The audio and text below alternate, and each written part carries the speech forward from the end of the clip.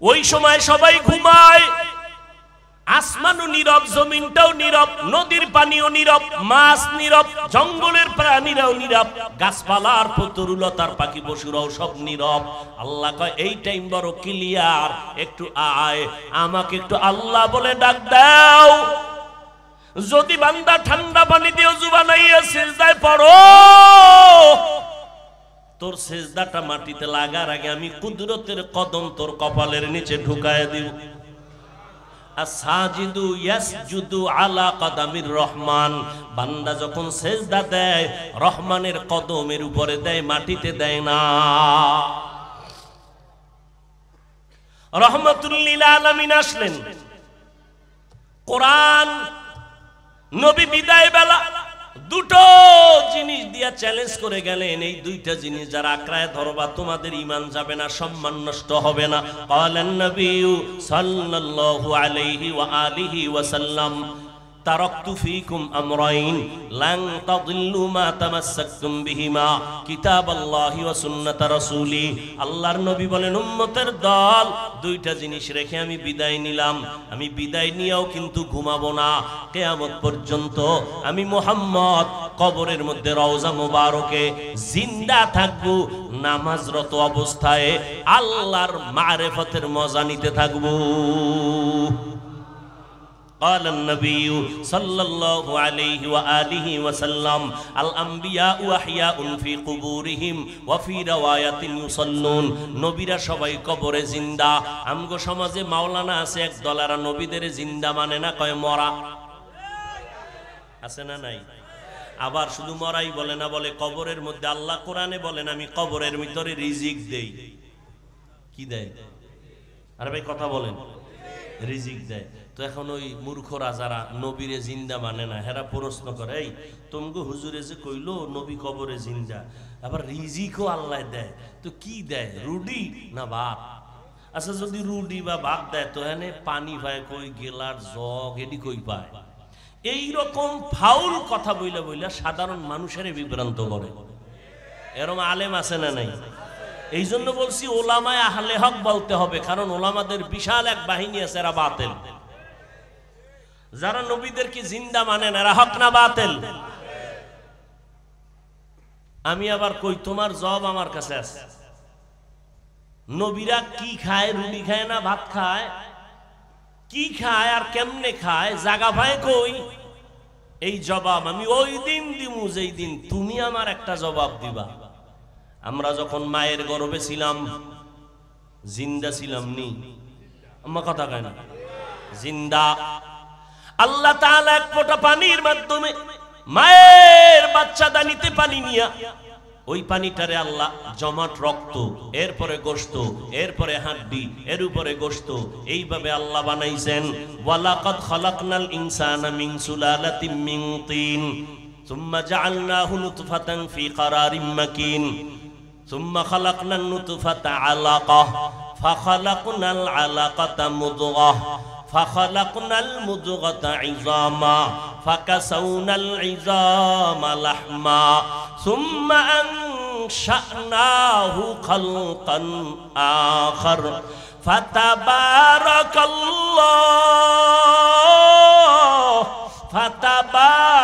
الله أحسن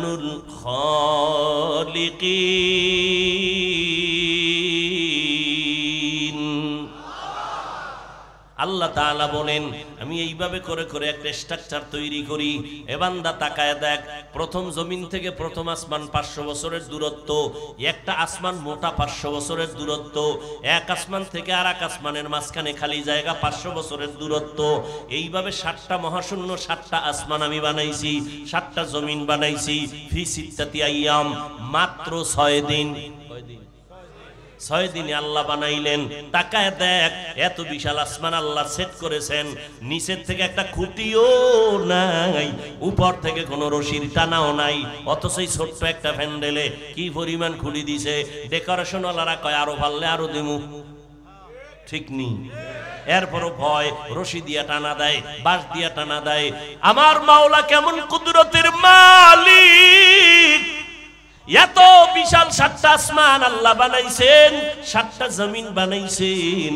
আল্লাহ তাআলা খুঁটি ছাড়া টানায় রাখছেন, নড়াচড়াও করে না, বেয়াদবিও করে না। এর ভিতরে কত নক্ষত্র আল্লাহ টানায় রাখছেন। আল্লাহ কয় মাত্র 6 দিনে বানাইলাম এত বিশাল আসমান 7টা, জমিন 7টা, 7টা মহাশূন্য কয় দিনে বানাইছেন? আর আপনার আমার মতো বান্দা এক ফোঁটা পানির থেকে আম্মাজানের গর্ভের মধ্যে বানাইতে, আমার মতো বান্দাটারে বানাইতে সময় লাগাইলেন 6 মাসের মতো। দেখছেন নি কারবার? এত বিশাল আসমান জমিন বানাইতে 6 দিন, আর আপনার আমার মতো 1.5 ব্যাটারিরে বানাইতে সময় নিছে 6 মাসের মতো। বুঝেন কিছু? কিছু বুঝেন? আল্লাহ কয় মোহাব্বতের জিনিস তো বানাইতে একটু সময় লাগে।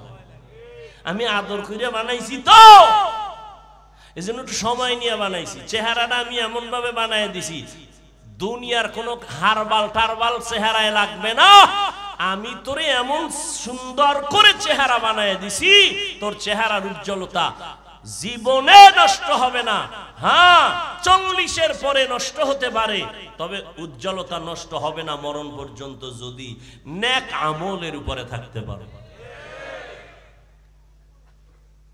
নেক আমলের উপরে থাকতে পারো। দেখছেন নি এই যুবকেরা, মাওলারে চিনো না? আমেরিকা যাওয়া লাগে মাওলারে চিনতে। হ্যাঁ, হিচে কসদার মুলকে উ আম্বাজো নেই, কৌলে উরা লাহনে নেই, আওয়াজো নেই, তেরা আয়না আলো মে রঙ্গ বুহে, जिधर दिखता हो उधर तू ही तू है। এরে আমার মাওলাকে চিনো, আমার আল্লাহ কেমন দয়ার মালিক। এত সুন্দর করে তোমাকে আল্লাহ বানাইছেন মায়ের গর্ভে। এই মায়ের গর্ভে আল্লাহ সুন্দরভাবে স্ট্রাকচার বানায় রূহ দান করছেন। এবার আমার নড়াচড়া শুরু হয়ে গেছে। আম্মা জানের গর্ভের মধ্যে আল্লাহ আলাদা প্যাকেট বানাইছেন, এক বিন্দু অক্সিজেন যেন আমার ভিতরে না যায়, একটু বাতাস ঢুকলে আমার ক্ষতি হবে। আল্লাহ কাভারিং করে ফেললেন, প্যাকেটের উপরে প্যাকেট, প্যাকেটের উপরে প্যাকেট, প্যাকেটের উপরে প্যাকেট। এইবার পেটে ক্ষুধা লাগছে, আব্বা জান আমার ক্ষুধার খবর জানে না, আম্মাও জানে না। রব্বে কারিম আমার জবানটারে নাপাক রক্ত লাগান নাই, আম্মা জানের নাবির সাথে আমার নাবিতে তার লাগাইয়া আমার পেটের ক্ষুধা নিবারণ করেছেন। ও আল্লাহর বান্দা, আমার মায়ের গর্ভে আমরা যখন জিন্দা ছিলাম আল্লাহ পাক আমগো রিজিক দিয়েছেননি? এখন ওই ভাইরে প্রশ্ন করি, আমরা যে মায়ের গর্ভে খাইছি, কি খাইছি? রুটি না ভাত না সুজি না হালুয়া না কি খাইছি?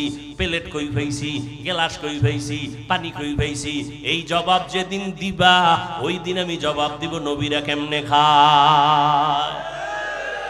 আকেলারা পেশা খামুশি বুয়াদ, পেশায় জাহেল ফারামুশি বুয়াদ। আকলমানরা কথা কম কয়, জাহেল বক বক করে বেশি বেশি, প্রশ্ন লাগে না সেখানেও প্রশ্ন। জাহেল অনর্থক প্রশ্ন করে মানুষকে বিভ্রান্ত করে। আকলমানরা বেশি কথা বলে না।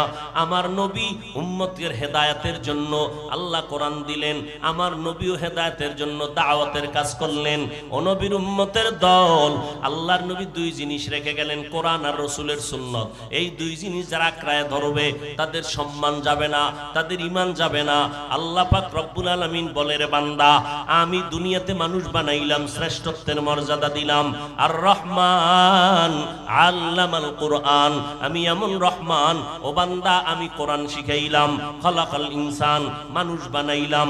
আল্লামাহুল বায়ান, আমি তোমাদের বয়ান শিক্ষা দিলাম।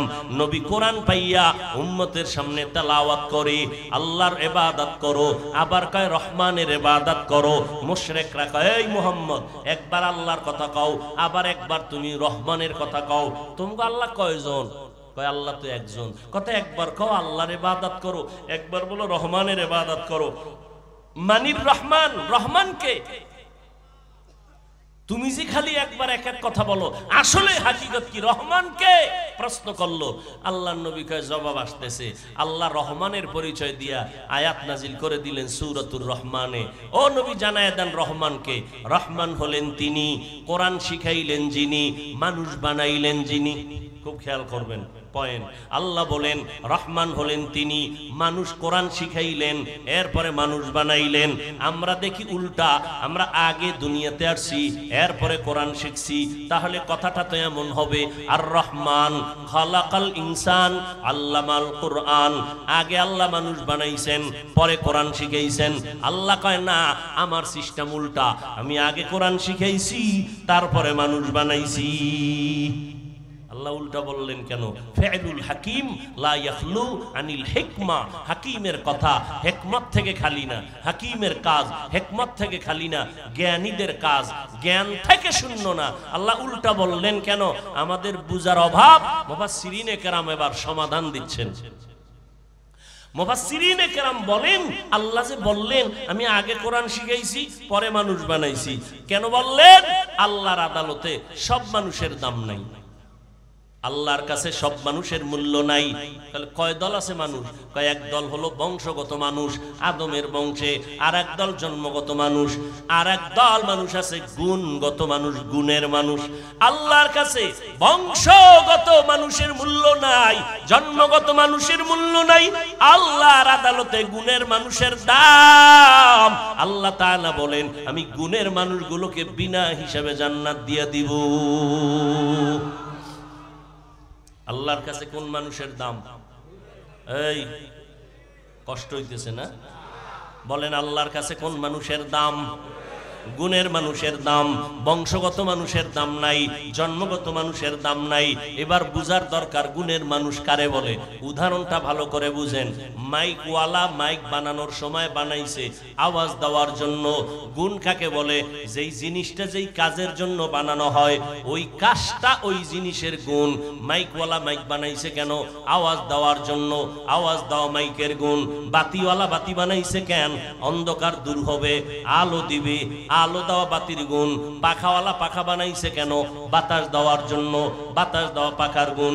ঘড়িওয়ালা ঘড়ি বানাইছে কেন? টাইম দেওয়ার জন্য, সঠিক টাইম দেওয়া ঘড়ির গুণ। মাইক যদি আওয়াজ না দেয়, গুণের মাইক না, ফালায়া দাও। বাতি যদি আলো না দেয়, বাতি ভেঙ্গে ফেল, গুণের বাতি না। পাখা যদি বাতাস না দেয়, ভেঙ্গে ফেলো, এটা গুণের পাখা না। গুণ কাকে বলে?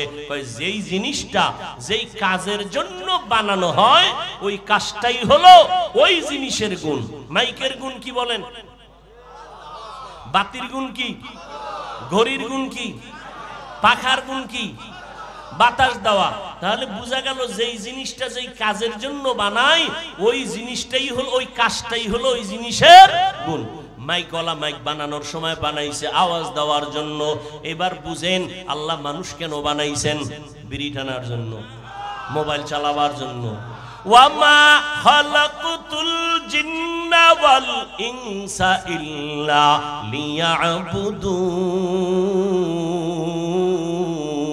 লিয়াবুদুন। মা খালাকতুল জিন্না ওয়াল ইনসি বাখা জুজ ইবাদত নিস্তে মাকসুদ আজ্জাহা। আল্লাহ বলেন আমি মানুষ কেন বানাইছি জানোনি? ইবাদতের জন্য। কি জন্য বলেন? ইবাদতের জন্য। আল্লাহ মানুষ বানাবার আরেকটা কারণ আর আয়াতে বলেন আল্লাযী খালাকাল মাউতা ওয়াল হায়াতা লিয়াবলুয়াকুম আইয়ুকুম আহসানু আমালা। আমি আল্লাহ মানুষ বানাইছি আমলের পরীক্ষা নেওয়ার জন্য। নবীর এখন কেউ নাই, একমাত্র নবীর মাথা ছায়া দিয়ে আছেন দুনিয়ার লাইনে চাচা আবু তালেব। নবীর এত শক্তি, এক তো বিশ্ব নবী আল্লাহ তার আগের থেকে তৈরি করেছেন, কলঙ্কের কোনো দাগ নাই, এমন ভাবে আল্লাহ তার তৈরি করলেন। 25 বছরের যুবক, কি পরিমাণ শক্তি বিশ্ব নবী হিসাবে, বিশ্ব নবী হিসাবে কত শক্তি নবী। এরপর আমার আল্লাহ আরো 100 বীর পুরুষের শক্তি নবীকে আলাদা দান করেছেন। আরো আস্তে করে বলেন কেমন নবী আমার। তাহলে 25 বছরে বিশ্ব নবী হিসাবে শক্তি কম না বেশি? আবার 100 বীর পুরুষের শক্তি আলাদা দেওয়া। এই সময় হঠাৎ করে পর্দার আড়াল থেকে আওয়াজ আসছে, নবীরে বিয়া করতে চান, স্বামী বানাতে চান। কে? কচি কোন নারী, কুমারী নারী, 40 বছরের বিধবা নারী, 2 জন স্বামী বিদায় হলো, 3 সন্তানের মা খাদিজাতুল কুবরা রাদিয়াল্লাহু আনহা প্রস্তাব দিল। দেওয়ার আগে নবীরে কঠিন পরীক্ষা নিছেন। নবীর টাকা পয়সার পরীক্ষা নেন নাই। আম্মা জান খাদিজা রাদিয়াল্লাহু আনহা সম্পদের পরীক্ষা নেন নাই। আমার নবীর পরীক্ষা নিছেন মুহাম্মদের আখলাকটা কেমন। আমরা পরীক্ষা নেই, যাচাই করি। মাইয়া যে বিয়ে করুন, টাকা পয়সা আসেনি, বাড়ি গাড়ি আসেনি, লেখাপড়া আসেনি। আম্মা জান খাদিজা তাহেরা, আরবের শ্রেষ্ঠ নারী, মুহাম্মদকে যাচাই করতেছেন। টাকা দিয়ে নয়, ক্ষমতা দিয়ে নয়, সৌন্দর্য দিয়ে নয়, চরিত্রের তাহকিক করতেছেন। মুহাম্মদের আখলাক কেমন। পরীক্ষায় পাশ করেছেন, প্রস্তাব দিয়েছেন, আমার দিল চায় আমি মুহাম্মদকে স্বামী হিসাবে গ্রহণ করতে চাই। 2 স্বামী আমার চলে গেল, 3 সন্তানের মানে আমি আম্মা, আমি 3য় স্বামী রাহমাতুল লিল আলামিনকে বানাতে চাই। নবী সাইলেন্ট হয়ে গেলেন। কি বলবেন? টাকা নাই, পয়সা নাই, মহারের টাকা কেমনে দিবেন, কি করবেন, থাকার মতো উত্তম জায়গা নাই। ওই সময় রাসূলের আপন চাচা আবু তালিব ডেকে বললেন, এই ভাতিজা, কোনো টেনশন করবা না, তুমি খাদিজার প্রস্তাবে আলহামদুলিল্লাহ বলো, মহারানার টাকা আমি আদায় করব। ইতিহাসের পৃষ্ঠায় নাম থাকবে আমি তোমার প্রথম জীবনের বিবাহের খুতবা আমি নিজে আবু তালিব পড়ব। নবীর জীবনের প্রথম বিবাহ, বিধবা নারী, 3 সন্তানের মা, 40 বছর বয়স নারীর, 2 স্বামী চলে গেলেন। আমার নবী আম্মা জানকে নিয়ে আসলেন। আম্মা জানের মাধ্যমে যতদিন নবী ঘর করেছেন, ভুলেও নবী কখনো দ্বিতীয় বিবাহের চিন্তা পর্যন্ত করেন নাই। আম্মা জান আয়েশা বলেন, মাঝে মাঝে আমি দেখতাম রহমতের নবী আমার হুজরায় বসে বসে চোখের পানি ফেলতেন, মুছতেন। আমি ভাবতাম আমার কোনো বেয়াদবির কারণে। ও নবী কাঁদেন কেন? নবী বলেন, ও আয়েশা, খাদিজার কথা যদি আমার মনে পড়ে যায় আমি চোখের পানি ধরে রাখতে পারি না রে আয়েশা। কারণ তোমাকে বুঝাতে পারবো না, তুমি আমার সুখের সময়ের বিবি, খাদিজা আমার দুঃখের সময়ের বিবি। কেমন আমি মুহাম্মদের ঘর নাই, বাড়ি নাই, চতুর্মুখী দুশমনের আক্রমণ। ওই সময় খাদিজা জীবনের সব সম্পদ আমাকে হাদিয়া দিয়েছেন, সব আমাকে দিয়ে দিলেন। আমি হেরা গুহায় গিয়া আল্লাহর ধ্যানে কাটাইতাম। কোরআন নাজিলের আগে আমি 40 বছর পর্যন্ত হেরা পাহাড়ে যাইয়া ওখানে বসে বসে আমি আল্লাহর ধ্যানে সময় কাটাইতাম। সপ্তাহে সপ্তাহ থাকতাম, আসতাম না।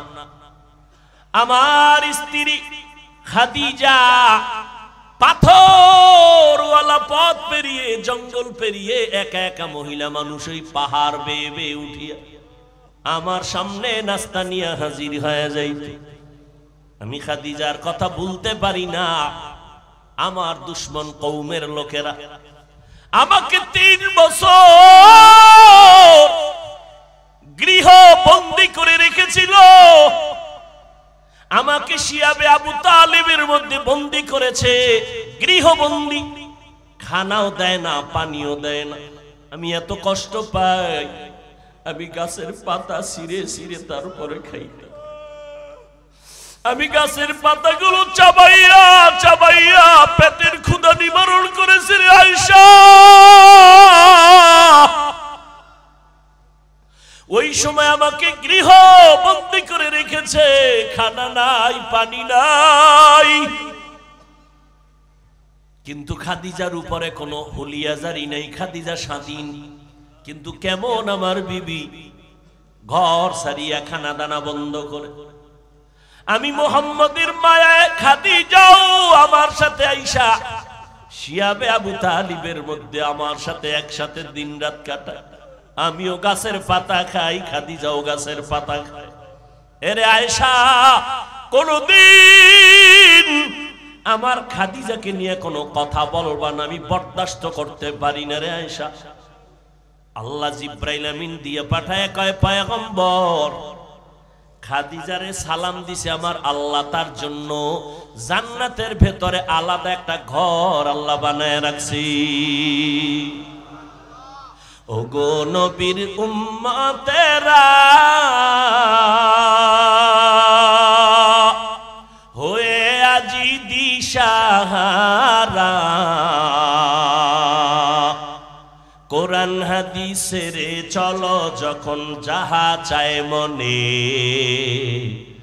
নবী বিনে কে তারাবে ফুলসিরাত মিজানে, নবী বিনে কে তারাবে ফুলসিরাত মিজানে। উম্মতের কান্ডারি নবী,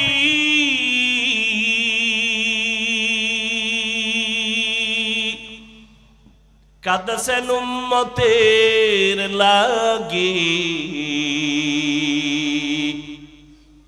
এখনো কাঁদেন নবীজি শুয়ে মদিনার পানে, নবী বিনে কে তারাবে ফুলসিরাত মিজানে, নবী বিনে কে তারাবে ফুলসিরাত মিজানে। এরে পর্দার আড়ালের আম্মা জানেরা, আপনাদের কত সম্মান আমার আল্লাহ বাড়াইছেন। কিয়ামত পর্যন্ত দুনিয়ার কেউ নারীদের সম্মান আলাদা করে বাড়াতে পারবে না। যত রাস্তা আছে সব রাস্তায় আল্লাহ বাড়ায় রাখছেন। এরপরেও যদি কোনো বেঈমান, কোনো মুনাফিক বলে ইসলাম নারীর অধিকার দেয় না, আমরা বাড়াবো, আল্লাহর কসম কিয়ামত পর্যন্ত যদি অপচেষ্টা করে নারীর সম্মান বাড়াতে পারবে না, বরং নারীরা হবে ওই মুনাফিকের কারণে আরো অপমান। এরে আম্মা জানেরা, আপনারা নবীদের মায়ের মতো মা, সাহাবায়ে কেরামের মায়ের মতো মা, আপনারা আলেমদের মায়ের মতো মা। আজকে মুলাদির এই মাদ্রাসার স্টেজে 4-5টা সন্তানের মাথায় পাগড়ি দেওয়া হলো, এরা কোরআনের হাফেজ। এদের মা বাবার জীবনটা কত ধন্য। এরে আম্মা জান, মনটা কি চায় না একজন কোরআনওয়ালার মা হইয়া কবরে যাবে? কোরআনওয়ালা সন্তান আপনার জানাজার ইমামতি করুন। কোরআনওয়ালা সন্তান কবরের কিনারায় দাঁড়ায় মায়ের জন্য প্রাণ খুলে দোয়া করবে।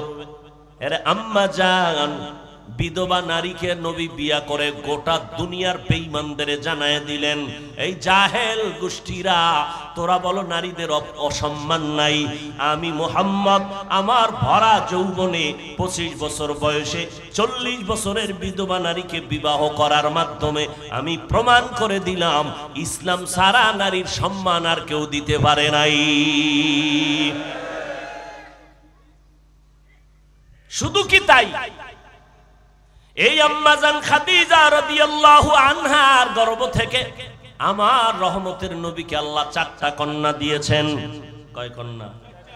নবীর ছেলে নাই। এই দুনিয়ার জাহেলেরা কন্যা সন্তান পাইলে মনে কষ্ট পাও। আল্লাহ পাক নবী বলেন, ও দুনিয়ার মানুষ, আমি মুহাম্মদ বিশ্ব নবী, শ্রেষ্ঠ নবী, রহমতের নবী, আমার কোনো ছেলে নাই, আমি 4 কন্যার বাবা। শুধু তাই না, নবী সুসংবাদ দিলেন, ও দুনিয়ার বাবারা, তোমরা যদি একটা কন্যা সন্তানের বাবা হও, শুকর আদায় করিও, তুমি জান্নাত, একটা জান্নাতের মালিক হয়ে যাবে। তুমি যদি 2টা কন্যার বাবা হতে পারো, তুমি 2টা জান্নাতের মালিক হয়ে যাবে। কন্যাদের এত দাম, ওই কপাল পরা বুঝে না, ছেলে হইলে আমি ধনী হয়ে যাইতাম। কি লাভ হবে 10টা ছেলে যদি হয়, আর ওই ছেলেদের কারণে যদি বাবার হাতে হ্যান্ডকাপ লাগে, জেলখানায় যায়।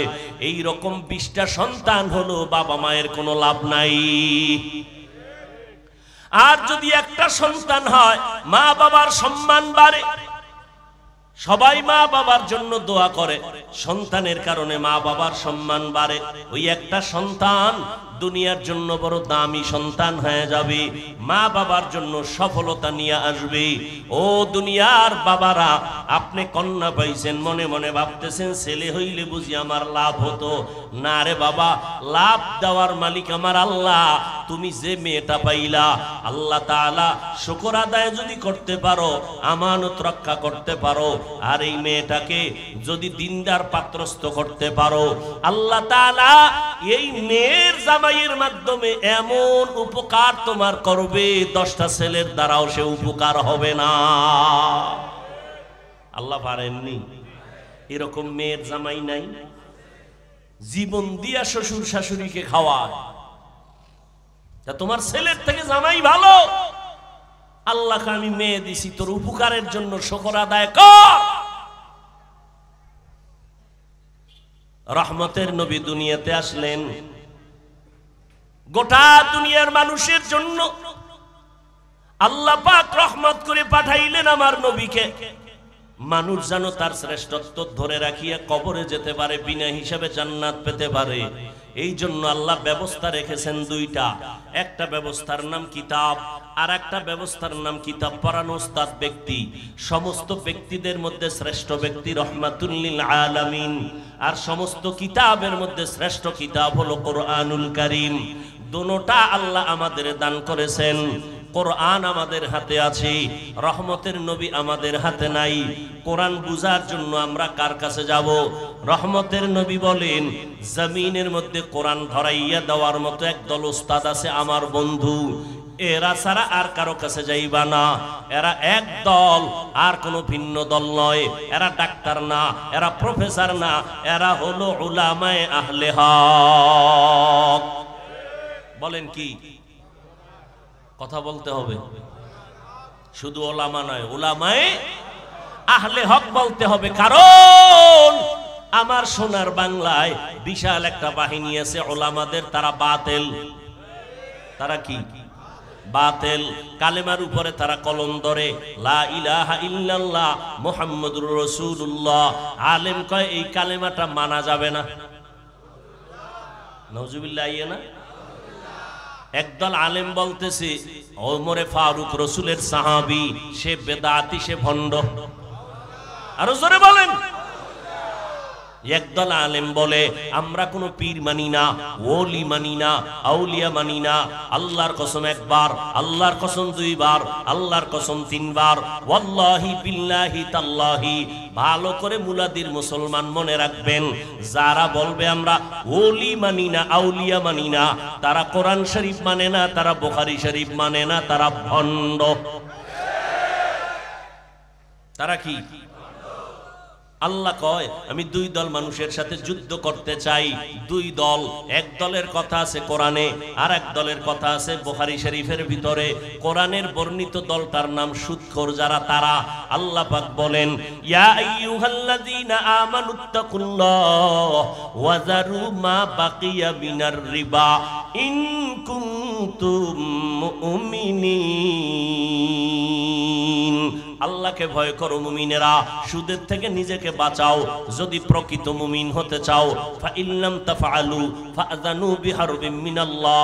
যদি এরপরও গাদ্দারি করে হারাম খাও, রেডি থাক, আমি আল্লাহ রসুলের পক্ষ থেকে যুদ্ধ হবে তোর সাথে। আল্লাহ যুদ্ধ করবেন।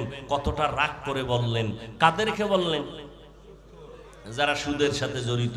সুদের সাথে যারা জড়িত, এদের নামাজ কবুল হবে না, রোজা কবুল হবে না, দাওয়াত কবুল হবে না, দান কবুল হবে না, মোনাজাত কবুল হবে না। আর এক দলের সাথে আল্লাহ যুদ্ধ করতে চান। ওই দলের কথা আছে বুখারী শরীফের ভিতরে, ক্বালান নবিয়্যু সাল্লাল্লাহু আলাইহি ওয়া আলিহি ওয়া সাল্লামা ফীমা ইয়ারবিহি আন রাব্বিহি আযজা ওয়া জাল্লা মান আদা লি ওয়ালিয়ান ফাকাদ আযানতুহু বিল হারব। এই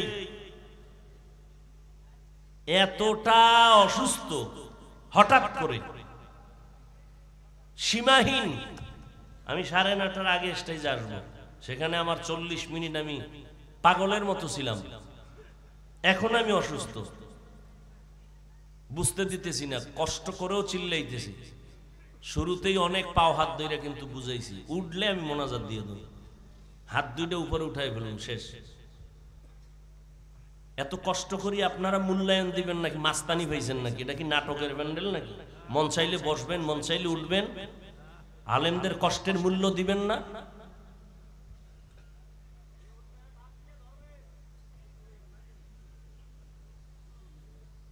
আপনার উঠার ব্যারাম থাকলে ভিতরে ঢুকছেন কেন? প্রতি বছর না বলি আপনি বাইরে দাঁড়ায় বিড়ি টানবেন, দেখবো না, সহ্য করবো না, ওদি আমাদের খবরও যাবে না, মাহফিলেরও ক্ষতি হবে না। নিজে উঠা নিজের ক্ষতি করেন, আরো উম্মতের ক্ষতি করেন। অথচ সারা রাত কেউ ঘুমাবে না, সারাটা রাত মোবাইল চালায়া নষ্ট করব। আর এখানে যতক্ষণ বসা থাকবেন, মজলিস যতক্ষণ চলবে, আল্লাহর অনবরত রহমত নাজিল হবে। প্রচন্ড কষ্ট করে কিন্তু আমি কথা বলতেছি। এক ধ্যানে আমার দিকে 1 মিনিট তাকাইলে বুঝতে পারবেন আমি অসুস্থতা কেমন, ইশারায় কিছুটা তাকাইলে বুঝতে পারবেন। আল্লাহ সুস্থতার নিয়ামত বাড়ায় দেন। আপনার তো মনে করেন এক রাত, আমাদের 12 মাস, 12টা মাস প্রতি রাত। এখানে না আজকে একদিন একটা বয়ান করছে। ঢাকা বা ভিন্ন জায়গায় থাকলে তো 2টা 3টা আসরের পর, মাগরিবের পর, এশার পরে যদি কই 10টা করুন ডেলি, তো 10টা নেওয়ার জন্য মানুষ বলে বয়ান লাগবে না, খালি মোনাজাত দিয়ে যাবে। ডেলি যদি আমি 12 মাস হেলিকপ্টারে বয়ান করতে চাই, আমার সব রেডি। আমি স্পষ্ট বড় অক্ষরে লিখে দিছি, কপ্টারের প্রোগ্রাম নিষেধ, স্পষ্ট লেখা। এরপরও টাকাওয়ালারা টাকা খরচ করার জায়গা পায় না, তো একজনে যদি সব টাকা দেয়, দিনের স্বার্থে একটু খরচ করুক, সেই স্বার্থে যাই। 3.5 লাখ টাকা দিয়ে ভোলা নিছে তারা, ভাড়া দেওয়া লাগছে হেলিকপ্টারের অ্যাকাউন্টে 3.5 লাখ। ও টাকা তাদের অ্যাকাউন্টে পাঠিয়ে দেওয়া লাগছে। হিসাবে হাদিয়া আমার তেমন দেয় নাই, ওদিকে পরোয়াও করি না। যে সমস্ত মানুষ আমার হাদিয়া নিয়ে সমালোচনা করে, এরা সবগুলো কবিরা গুনাহ করে, সবাই কবিরা গুনাহ করে। তওবার আহ্বান করব আমি। শুধু শুধু সমালোচনা করে গুনাহগার হন কেন? কি এত শখ লাগে গুনাহ করতে? না, আর একজনের সমালোচনা করে গুনাহ করতে মজা লাগে। জীবনে বেঈমানি আর বেয়াদবি করি না, আজও সঠিক রাস্তায় আছি। এ কারণে হাজারো তুফানের মাঝে আল্লাহ আজও সম্মানের সাথে টিকায় রাখছেন। সারা দুনিয়া এক হয়ে গেল, কোনো পরোয়া করি না। যদি ইখলাস নিয়ে থাকি, আল্লাহ আরো সম্মান বাড়াবেন ইনশাআল্লাহ।